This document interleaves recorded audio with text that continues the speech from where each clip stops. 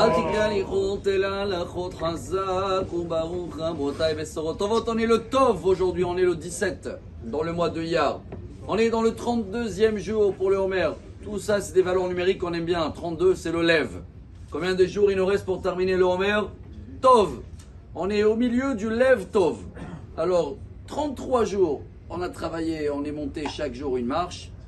Les 17 jours qui nous restent à partir de ce soir, c'est Tov, veillez, Odioter Tov et Odioter Tov, car ce soir, c'est la grande fête de Rabbi Shimon Bar Yochai. La grande fête de Rabbi Shimon, elle est tellement forte qu'il y a 2000 ans, elle influence jusqu'à aujourd'hui.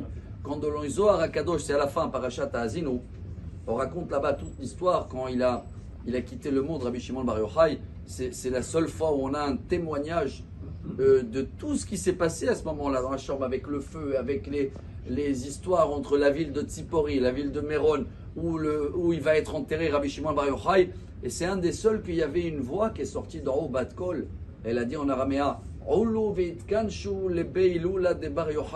faites tous un effort, venez accompagner Rabbi Shimon Bar Yochai, qui était le seul, depuis Moshe Rabbeinu, parce que c'est une réincarnation, qu'il était capable, avec des témoignages du Talmud et du Zohar, de acquitter tout le monde. Ça veut dire s'il n'y a que de la justice, il y a tout un débat dans le Zohar qu'une fois Dieu voulait détruire le monde, il n'y avait pas 30, il n'y avait pas 20, et à la fin il a envoyé un ange pour détruire tout, et Rabbi Shimon Bar Yochai il a dit non, tu remontes en haut. L'ange il est monté en haut, il a dit Dieu, Bar Yochai il veut pas, Dieu il a dit ne le calcule pas Bar Yochai, tu redescends. Bar Yochai il a attrapé l'ange, il a dit écoute, si tu détruis le monde, tu remontes pas en haut. Tu vas dire à Dieu que même s'il n'y a personne, il n'y a que moi et mon fils, et même si pas mon fils, je suis là, je donne un ordre, et Dieu il a dit en haut, voilà, Rabbi Shimon Bar Yochai, tout ce qu'il dit en bas, je suis obligé de faire en haut. Alors imaginez-vous la force qu'il a Rabbi Shimon Bar Yochai, que c'est pour ça que c'est la seule Iloula où on n'allume pas une bougie, ça suffit pas une bougie. On doit allumer des feux dans tout Israël. Il y a des feux, il y a tellement une grande lumière. Et je pense que quand on va voir tout ça, et on va comprendre que la joie, Baruch Hashem, elle revient, toute la période de deuil, tous les 24 000 élèves qui sont décédés parce qu'ils ont manqué de respect, Rabbi Shimon Bar Yochai est un des élèves il est resté vivant. Il est un des 5 il avait tous les midotes et les traits de caractère qu'on a travaillé, bonté, amour, rigueur, harmonie, et là on est dans la semaine de la modestie.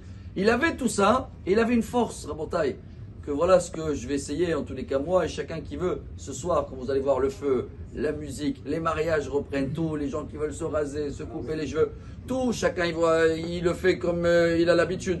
Mais ce qui est beau, c'est tout ça, c'est la force de la Torah, Rabotai. Rabbi Shimon Bar Yochai, il était 13 ans en total dans une grotte, et s'il aurait lu des journaux où il aurait joué au PlayStation, personne il aurait connu qui c'était, il n'aurait pas laissé une trace. Mais Rabbi Shimon Bar Yochai a laissé une trace que chaque jour des milliers de personnes citent son nom, apprennent quelque chose qu'il nous a enseigné. Ça doit nous donner de la force, parce que la Torah elle rajoute de la lumière dans notre vie, elle rajoute de joie. Maintenant qu'on a passé le Lev, il nous reste des Tov journées. Bezrat Hashem pour ce soir et demain. Grande et belle Iloula. Et Lag Baomer Sameach. Que des bonnes nouvelles.